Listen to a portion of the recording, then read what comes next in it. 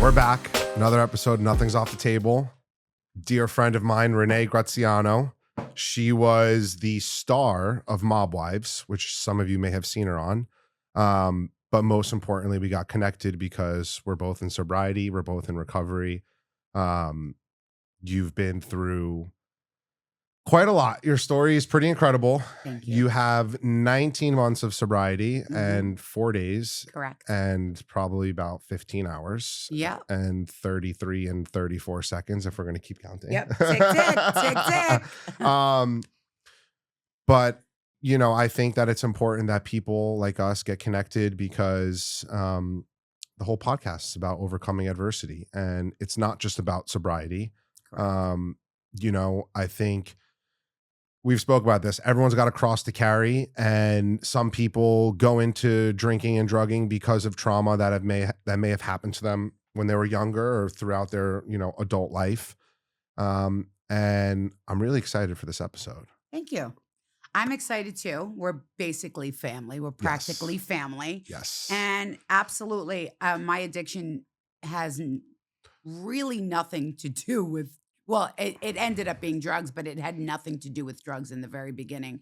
And I think for me, things that I didn't realize about childhood that are so important was like having your parents say, "Oh, I love you" every day, or "Oh, you're so pretty." So that, not that my parents didn't say they didn't love that. Of course they love me. But I think not hearing how pretty I was as a young kid, it was the first thing that went wrong for me. And I was bullied in grammar school by two girls. I'll never forget them. Never forget you two. Those things stick with us. Yeah, they did. So my insecurity has a lot to do with why I self-medicated. Because I know I partied at one point, but I think the partying probably lasted, the first line was a party. And then after that, for me, it was always a self-medicating situation. It was like, oh, I don't have to think about the rejection, or I don't have to think about, feeling so uncomfortable in my own body. I was built differently as a young girl. So I was very top heavy. So my body was an issue for me as well. And then being the daughter of, God rest his soul, the consigliere of the Bonanno crime family was pressure within itself. Having a really hard time in school, ADD, dyslexic, ADHD, all of those things compiled and made me an addict. I believe that's what made me an addict. So, I feel like everyone loves the Mafia, like from the outside world. If you're not Italian, or even if you are Italian, but your family wasn't in the Mafia, like the Mafia is like glamorized in TV and movies and whatever it is, it's glamorized. But I'd love to kind of hear what your childhood was like, being the daughter of a well-known mobster. And, what was Mafia like, life really like? I'm smiling and giggling because what I grew up in was the heyday. So yes, it was glitz and glamour. What it turned into is a disgrace, if you ask my opinion. However, I conformed to that lifestyle. I believed everything my father said. So if my father said, "Don't tell," no matter what has happened to me in my life, I didn't tell. And that was a huge mistake for me. But the good stuff. Christmas was really fun in my house. So was Easter. So was Valentine's Day. I remember getting 3 dozen roses, but they were made out of hundreds. So, I mean, it was fabulous, for a girl that did not know what was going on. You know what I mean? Yes, it was. However, that lifestyle plays a big part in my addiction as well, because there really is nothing fabulous about it now. Looking back, yes, there was, it was Goodfellas. There's no better way for me to explain my childhood but then referring to Goodfellas. But then as an adult watching Goodfellas, it made more sense to me because of the murders, because of people going to jail. So I had this epiphany in my life. And I believe it was right after my ex-husband cooperated. I was like, I felt bad for the victims. And that wasn't a normal feeling, growing up because you just really didn't know anything about the victim. It just was what it was. It could be your friend's father. You felt bad for your friend. But as an adult, I felt bad for victims that had to lose their life over, it makes me really emotional now, over greed and, um, what's the word I'm looking for? Like territory. It's completely different from when I was young to now. And my thoughts on it, from loving it and wanting to be just like my father, to, in some ways saying, thank God it's over. Yeah. Yeah. Hot flash. Yeah. It's, I feel like when you're a kid, you don't, all you know around you is like the good things because our parents, like I come from an Italian family. Right. My mom's side of the family has some history there and as Mhm. far as mafia stuff, but I wasn't involved in that life. My mom's not Right. never involved in that life. It was like, but they had that mentality, the old school mentality, old school Italian mentality, which is like you don't talk to strangers about your feelings. You don't talk to strangers about what goes on in your You don't house. talk to exactly. I was just that's That's a a big one. huge That's a one. big one. And the other thing was like growing up, like you're with your whole entire family, and like when you're a kid, like all you see is the good. You're getting money for Christmas, you're getting toys for Christmas, everything is great. Easter, blah blah blah blah blah. Yep. But then, like you said, as you start to get older, you start to see the dysfunction around Yep. you, and you start to see like, this is not really what like I want to be a part of. Right. Not necessarily my family, but just um, you know, friends and situations. Like um, you get older, and your values and your morals, your Well, moral compass changes. especially when you have your own children. I can remember his name was Mike Sabella, God rest his soul. And I remember he owned Casa Bella on Mulberry Street. And I remember going there as a little kid and sitting at the bar and swinging my feet and him saying, Daddy's going to go downstairs and you're going to eat all the cherries. Every time you finish a cup of cherries, you get another 100. I said, my father would come back upstairs. Thank God. And I would have 500. My fingers would be red. And I was like, look, Uncle Mike. Then after watching these movies and my father had passed and I had asked my mother a question. She was like, "Oh, Renee, didn't you know he was a killer?" And to me, we'll have to take his last name out on that one. To me, he was Uncle Mike. Yeah. Do you know what I mean? So you don't know. There's a lot of things you don't know as a kid because you're told don't ask any questions. Yeah. Yeah. So you don't ask questions. You can't talk outside your house, and there's dysfunction in the home that you think is you think is normal. Yeah. So we all talk at such a high pitch in my house. My grandson's like, "Why is everybody always yelling?" We're not even yelling. We're just talking, but it's little things That's like an that. Italian thing. Yeah, that's definitely an Italian thing. Definitely Italian thing. Definitely, My because friends we are have always like, someone in the audience who's Mrs. Rinaldi, and they talk like that in the house too. all my friends are always like, bro, why are you yelling? I'm like, I'm not yelling. I'm yelling. just fucking Italian, bro. What do you want me to do? Absolutely. What's the matter with you? I think Italians are over the top. Yeah. I love being Italian. Me too. I have to say, I didn't know how much I loved it until like recently. I'm like, oh, I love being Italian. Yeah, me too. It works for me. Yeah. You know what I mean? It fits me. And there's so many more people like you and I connecting that I'm realizing my Italian culture, there's a lot of addiction in our culture. Yes, there is. And it was nice because when I went into treatment for years, there was nobody like me there. I mean, everybody was like me. We're all addicts, but I just mean of the Italian descent. So I always felt a little different. Yeah. And, oh, you won't understand because you didn't come from this. And I found it was more of an excuse than it was because it doesn't matter if you're black, you're white, you're Italian, you're Jewish. If your house is dysfunctional, you're all the same. Yeah. You know what I mean? Yeah. So I think for me now, I'm kind of getting closer to my culture. I want my grandson to learn more about it. He asked me why I hung up the phone with somebody. I was like, oh, okay, I'm doing the podcast. It's about sobriety. He's like, hey, grandma, what is Nene, excuse me, doesn't even call me grandma. What does sober mean? I go, oh, it means you don't drink and you don't drug. He's like, so I guess my mom and dad aren't sober because they have a drink. And I'm like, ooh, how do you explain it without saying, hey, Nene was an addict? my fiance and I talk about like how I'm gonna tell Vincent, my son, um, that I'm sober. And I told her, I said, when he's young and he's a kid, I'm gonna say, daddy has an allergy, right? Yep. Like it says in the book, we Yes. have an allergy. And I'm Yes. gonna say if daddy drinks, daddy gets super sick. So daddy doesn't drink anymore. Right.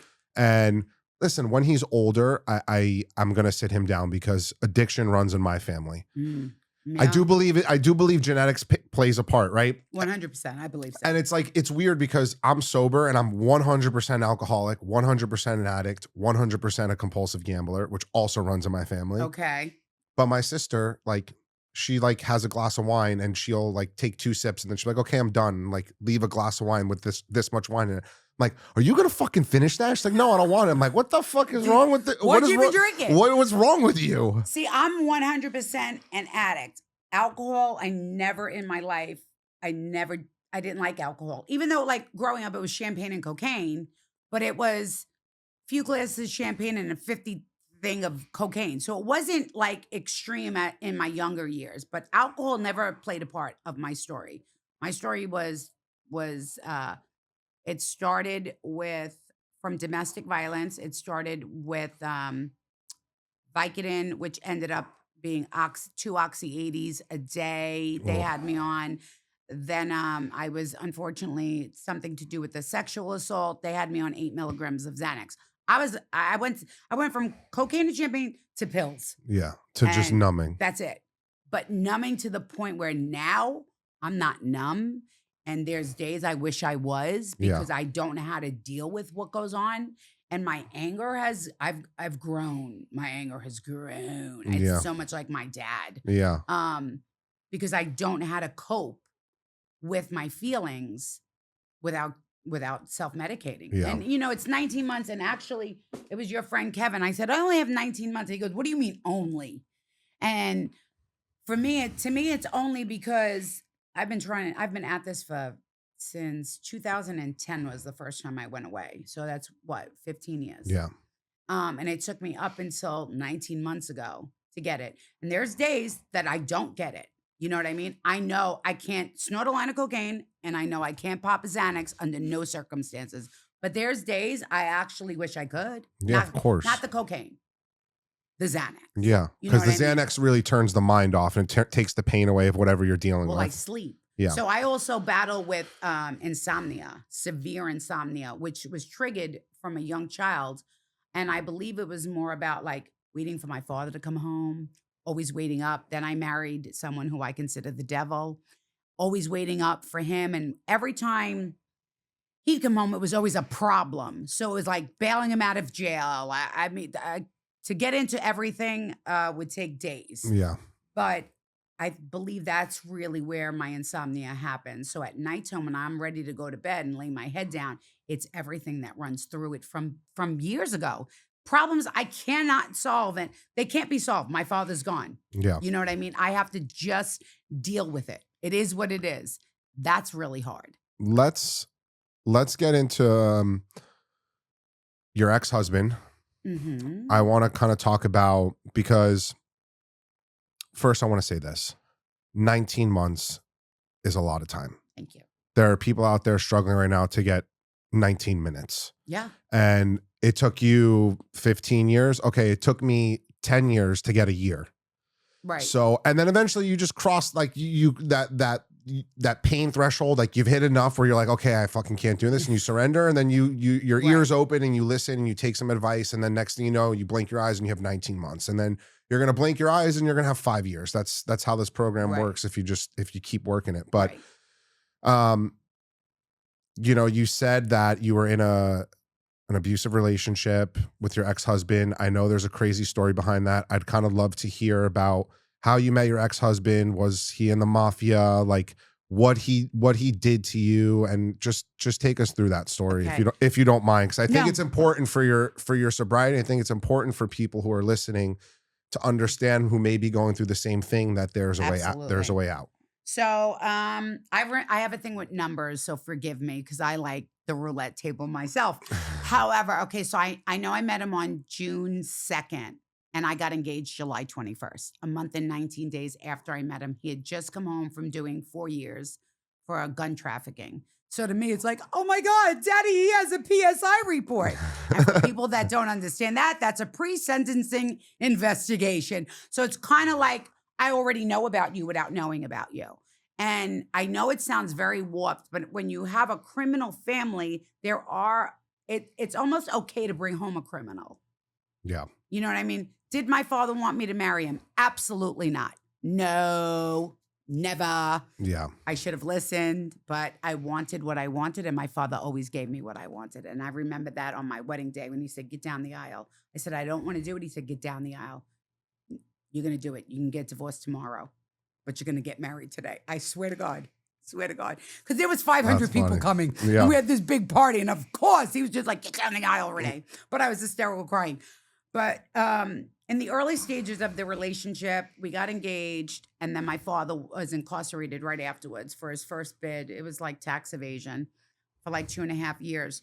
During the first 2.5 years that I was with my ex-husband, the abuse started, and so did the drugs.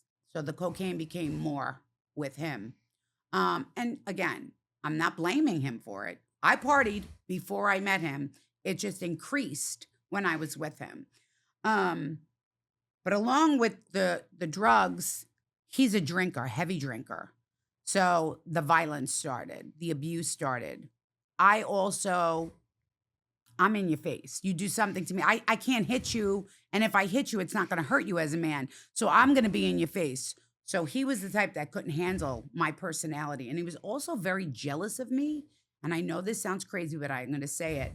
And if he's listening, he knows it's true. He was mad when guys used to kiss me before him to say hello. You know that wise guy thing? Yeah. He wasn't in the mafia. Obviously, he was Puerto Rican. His last name, his mom was Italian. His father, Puerto Rican. His last name was Pagan. And I say this on every show I go on. A girl that was so close to God should have spotted Pagan as a red flag. And then Cynthia's over there laughing because she was there. I got married in a church called Our Lady of Pity. Okay, and the peas, and a black crow sat above me in the church. If that wasn't enough red flags, but because I am a little, dyslexic and like danger, I saw red flags as a carnival. Yeah. And I ran towards it.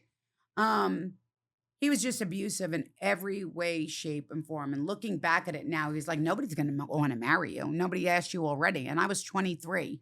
He was like, look at you. You're fat. You're ugly. You're unattractive. So he reinforced what those girls told me in 3rd grade. Mm. And because my parents didn't build me up with that confidence, and I don't mean to blame them, but I have to, that's a blame area. You know what I mean? And you have to feed your children all the positive things about them on an everyday basis. And I think my father was out and about, and my mother was a young mom, very young, even with my sister. She was like 16. So she grew up with her children, more or less. So everything I thought about myself in 3rd grade, at 23, it must be true. This must be true. And he would constantly browbeat me to the point of, like, I hated myself. I hated everything about me. Sorry. I really haven't spoken about this much since being sober because it's happening. Like as I'm talking to you, there are things flashing in my head. So I had in 2020, it was right after my father passed May of 19. So in 2020, I had shock treatment done because they told me that the depression would go away and that it would help me with my sleeping issues. However, it kind of erased parts of my memory. So I'm starting to get a lot of things back. So forgive me because it's like no flashes, worries. We don't have to talk about anything you don't want to talk about. It's fine because nothing's off the table because the only thing fake about me, Lewis, is my nose. I love you. You're the only thing best. That's fake about me. But I talk about it because there is somebody else out there. There is another woman in this world, and there's probably hundreds, but I'll say one that feels the way I do. For sure. That would do anything to get rid of the pain. So I listened to the doctor and said, okay, it's going to work. You mean I won't feel sad that my father's died? I'll be able to do it. I don't care. But after the 4th session, I felt something didn't feel right to me. I felt like I was violating myself because I don't know if people don't, know about it, but they put you out for like 4 seconds and shock your brain, and it's really serious. But at that particular time, I was in such a dark place. Okay, so I said that because I forget, like, little things flash. Back to, when I was dating him. He was a very big cheat. He was terrible cheat, which also made me feel less of a Yeah. woman. Now, looking back at it, there was nothing wrong with me physically. I was a beautiful girl always. I just didn't have the Confidence. confidence within myself. And I believe that's because I wasn't told it. That's just I could be wrong. Maybe some people are born with confidence. Maybe people are born with confidence. I think confidence, you could build your confidence. So my father came home I got married May 15th of 93. My father came home maybe a couple months before my wedding. Um, I married somebody I didn't want to marry. My father now loved him because now he starts getting involved with my father in that world. He was more, he couldn't be a wise guy ever, but he was really good with his hands. And he was more of like the muscle. We'll call him the muscle. He didn't have one in his head though, and somewhere else. But anyway, I'm sorry. That just happens on occasion. I have to there's a lot of laughter in my story because if I don't laugh, Comedic relief. I'll still be crying. Yeah. Absolutely. But I got pregnant right away, had my son, and the abuse just was outrageous. It was not every day, but if it was once a week, it was enough for the whole week. Yeah. My friends would come to pick me up and be like, "You're the only person I know that looks great with a black eye, Renee. Swear to God." Like, and it was so Oh, strange. God. I know, but looking back, like it was Brittany and Bernadette actually that said it. I can remember now. Um, we'd laugh at that. And that's nothing to laugh at, Yeah. and I stayed. And that's really the issue is I stayed and stayed and stayed and stayed. And I couldn't leave. I didn't know how to leave. I never told my father. Because I don't want to be a rat. If I tell him a rat. Well, I was about to say, even the staying thing is like a very old school Italian thing, which is like you never get divorced, you never leave your husband. I think mine was more, I'm not good enough. I'm not pretty enough. No one will ever want me because he told me that a million times. Yeah. A million times. And I believed it. And I thought, he's really good looking. He's well built. He's respected. He's a tough guy. But, I always wanted to marry somebody like my dad. I always say that. And someone that would protect me. But I married someone I needed protection from. Hmm. And that's when I was supposed to go to my dad. And if I would have, my father probably would have done life for murder. But that was another issue why I never went to my dad. Because if I go to my dad, then it's my sin. Then if my father, this is the warped brain. This is Yeah. a brain that was actually not always polluted neither. So if I tell my father is going to kill him, my father's going to go to jail for life. Oh my God, he's still going to be out. I'm going to hell. I'm going to hell. Like that Catholic schoolgirl shit they Yeah. did to me. I'm Yeah. going to hell. Yeah. You know what? I was telling somebody earlier, I would never kill myself. I can't go to heaven. Yeah. But I just filled my body with drugs. So Yeah. I was killing myself in a worse way. You're supposed to respect your body, respect your temple. I had no respect for me. Yeah. I had respect for everybody but me. Yeah. So I stayed with him. I stayed with him until he dragged me down a flight of stairs in front of my son. And we had to move a couple of times because he caused a lot of trouble. How old was your son when he did that? He was 5. Ugh. And I remember it clear as day. This is one thing that never was erased. AJ was 5 years old and he was, like the banisters, what are the spindles, right? Yeah. And he was holding on to them and he had his face pressed between it. And I was being dragged down the stairs this way, backwards. And I remember our eyes like never leaving each other. And the next morning, I went to church that night. And there was a piece of paper in a pew that said, "After the long dark storm, there will be light." And there was no piece of paper in the rest of the church that said that. I swear God was talking to me. Yeah. Swear it. Went home. I cooked his dinner. I laid his clothes out. He left for work the next day. I packed and left my son. I packed my TV, go figure. My father had like 85 TVs in the house, all my clothes, and I took my son. Yeah. And he was 5 when I left. We moved back home. And right after that is when everybody started, like my whole family started getting pinched more or less. My ex-husband was like, I found out he had a girl pregnant. He was engaged, well, married to me. And it was the girl I always thought it was, which was his sister's best friend. Oh my God. Yep. I accused him of it a million times. Everyone told me, you're crazy, Renee. You're crazy, Renee. You're crazy, Renee. You need medication, Renee. That it was all true. So that came out. He went right to jail after that. What did he go to jail for? Ooh, I don't remember what he went to jail for the second time. I think it was drugs. Mm. I think it was a D. I think it was a weed case. I remember that one. Okay, it was a weed case. He went to jail for that. And then my father went to jail a year later. His was like stock stuff, not shit. It was a very bad crime. Shouldn't rob anybody. Yeah. My father did his time. He plead out. But for those years that I was free, I lived Yeah. sober. Yeah. Never had a problem then. I might have partied different. When I say sober, I wasn't medicating every day. I went out if I had a few drinks because I don't drink. It wasn't addiction at its worst. You know what I mean? And I Yeah. want to say that for people because they'll be like, oh, she's not, that doesn't mean you're sober. For me, if I wasn't putting Xanax and cocaine in my body, that's sober to me. Yeah. That's just me personally. At that time. At that time. Yeah. Back then, not now.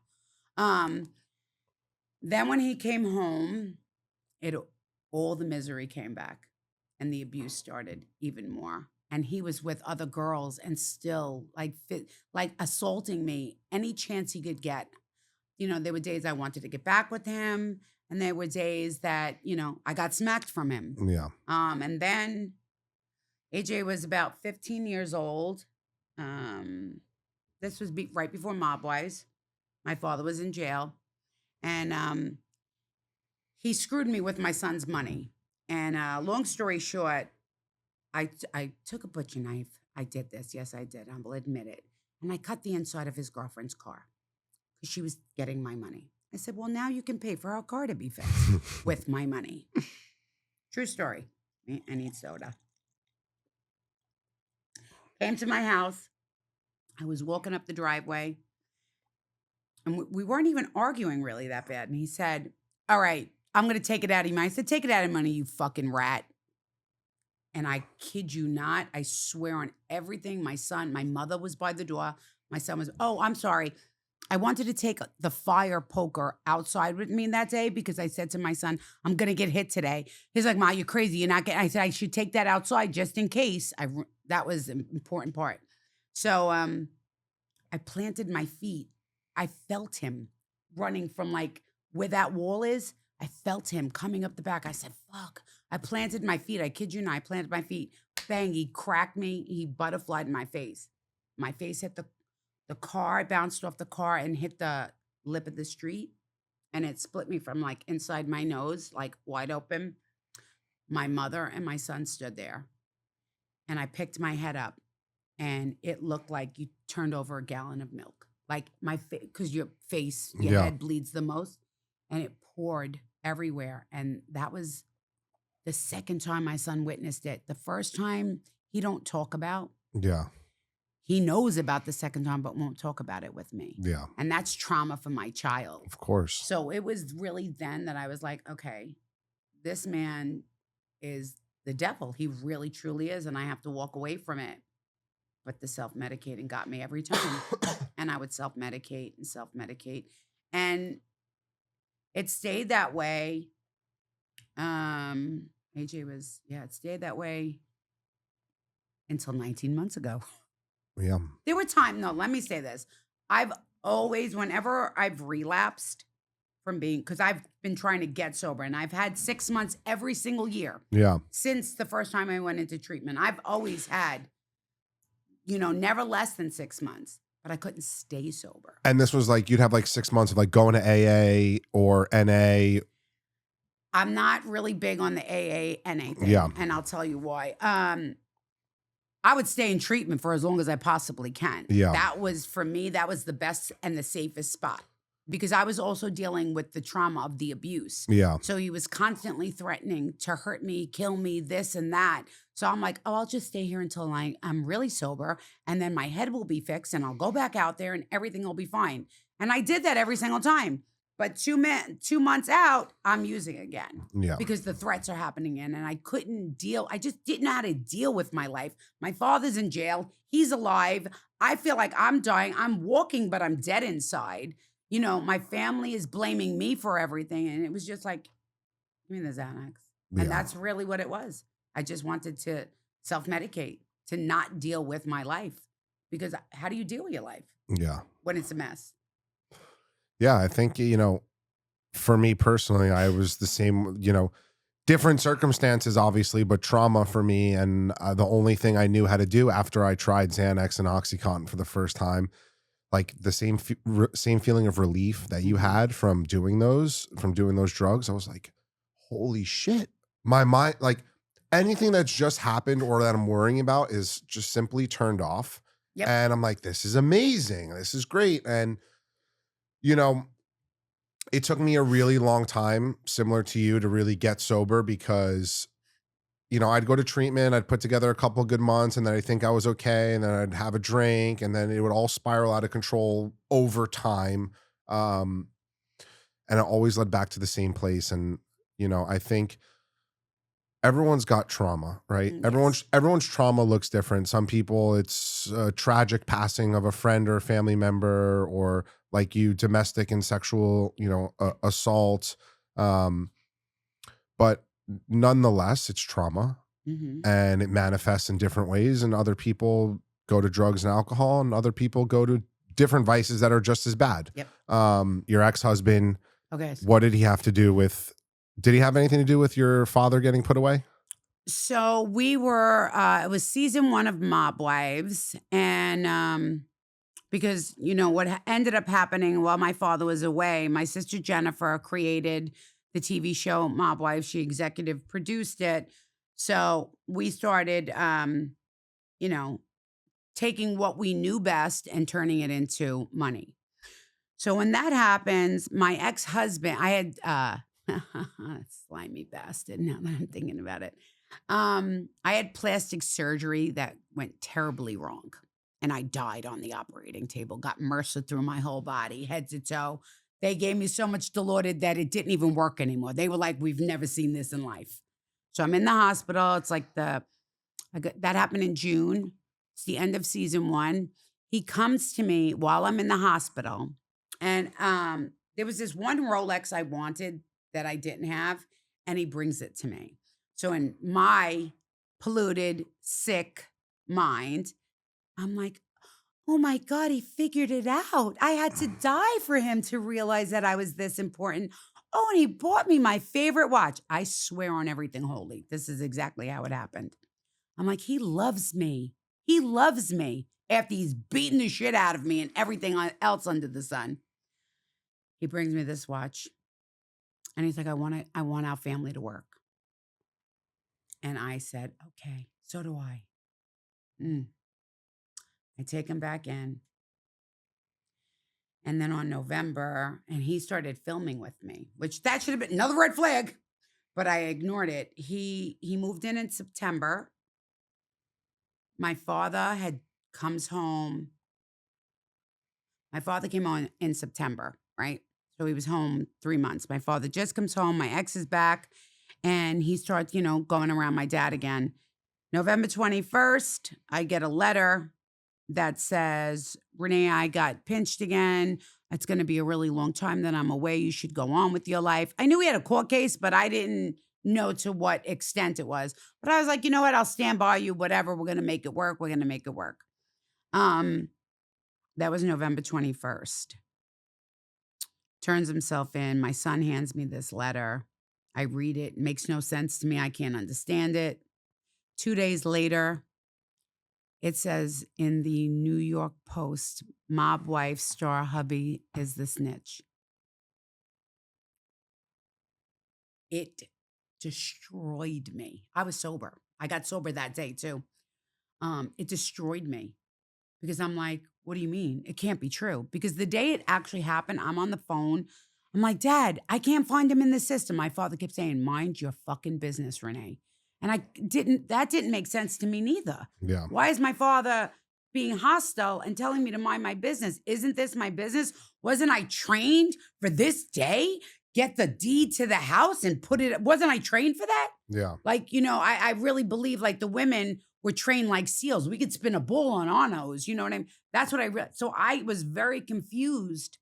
And he kept saying, mind your business, mind your business. And I'll never forget it. My nephew was at the house. So on Mob Wives, I let out a blood curdling scream. And it was actually my father being arrested.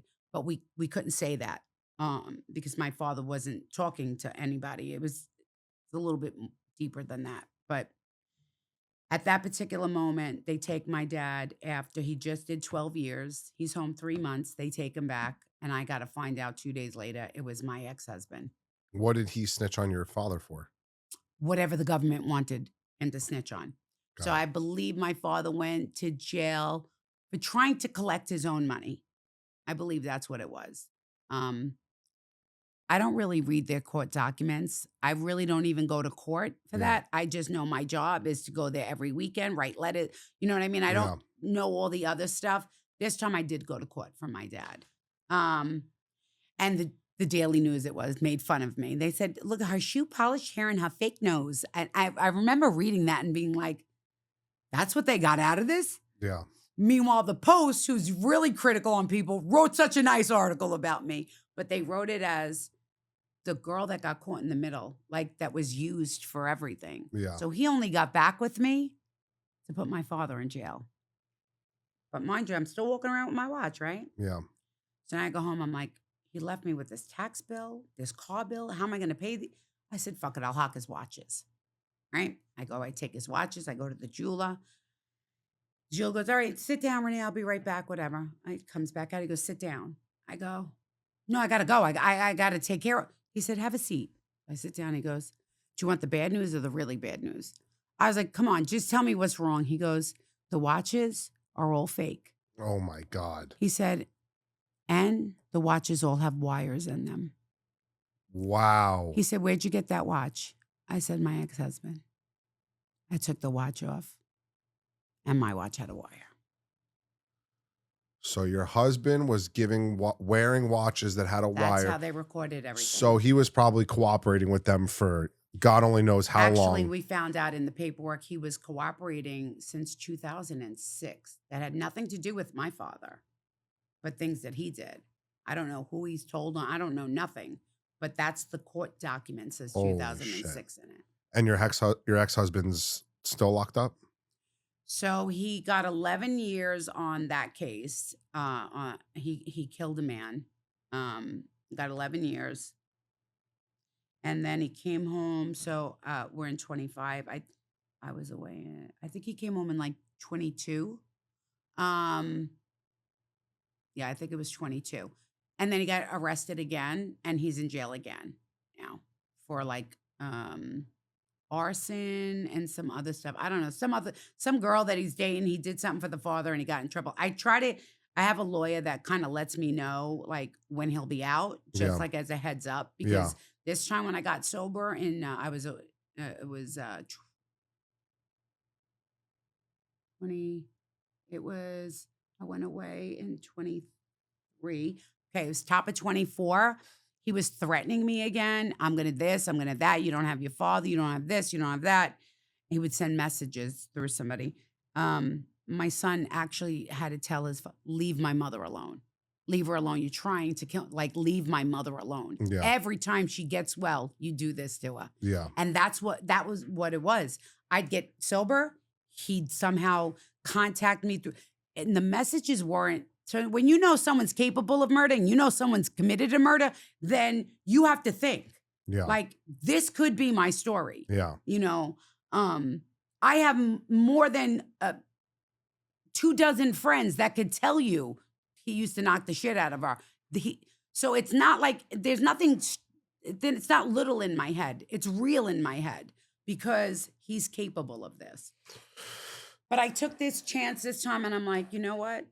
If that's how my story ends, then that's how my story ends. And more women will understand my story then. I know that sounds really hard for me to hear, but if that's how it ends, that's how it was supposed to end. I, I'm just It's not ending that way. no, it's not ending Not that at way. all. I don't think so either. But I'm just really appalled that this all of those watches had wires in them, and he You was know what kind of money I needed? my God. You, you're rat and don't leave me any money. Jesus Christ. I laugh, but it's nothing to laugh at because that took my father away for another 2.5 years. And in that 2.5 years, my dad had gotten sick. And my father, ultimately passed from dementia. So I do blame him for my father's death. Yeah. And I say that because if my father was home, he could have gotten treatment better. Maybe we could have prolonged it. Yeah. Um, you know, but I believe it's his fault Yeah. because as an addict, I have to blame somebody. Yeah. No, I listen, that sounds like basically 2 decades of constant chaos, trauma, and abuse. And I listen, I'm not excusing the drug use or anything Mhm. like that, but I don't know how someone else can get through that, initially without that, because drugs and alcohol are the easiest thing to turn to. Right. But um you're 19 months sober. Yeah. You've been through fucking hell and back. You look amazing. Married the devil like the spawn of the devil. You got married under the Black Crow, but you're here and I you're know. you're sober Yeah. and you're thriving. You have a great relationship with your son. You have a great relationship with your grandson. Mm. How'd you get out of it? And what was that turn for you 19 months ago where you were like, okay, like I'm gonna really focus on my sobriety, and what have you done to get 19 months? Because you said, I could only get 6 months or 8 months or whatever it was, and in and out, in and Right. out. Like, what have you done to get to 19 months? Because I feel like you've crossed that line where Right. you're now on you're 10 toes down on the sobriety side. Correct. So it was actually, I had 6 months sober. And then on September 18th of 2023, I thought it'd be a good idea to snort a line of cocaine. However, it was fentanyl and I died. I spent Wow. 8 days in a hospital. I had to learn how to walk. Um, Came home from there because I had moved to Florida. My family didn't want to be bothered with me. I moved away, yada, yada. What every addict does face with their family has happened to me. Came out of the hospital and decided I was gonna still live. But in October of 23, someone I considered a brother committed suicide. And it rocked me. It really rocked me. Like he was the strongest guy I know. He was such a protective human being. And he killed himself. And it didn't make sense to me. And it didn't make sense why I was still alive at that point. Um, And then November 2nd, I made a phone call to my son and said, I don't want to live. I can't do it anymore. I'm tired. I was drained. I was just done. But I wouldn't kill myself because I'm Catholic. But I said, if I die, I don't care. And he said, where are you? And I told him where I was. He was like, sit right there. Um, Phil O'Hara, who he's gotten me sober a couple times. He's like my angel. He said the car's gonna be there in a half an hour. Be downstairs. I went into recovery unplugged that night. And then 6 weeks in, I transferred to California and stayed in California for 6 months and just made the decision like, Renee, it's quite obvious you're gonna die. You've died more than one time, but you're not gonna have that many more chances. So I just stuck to it. I did what I was supposed to do. Do I go to meetings? Not often.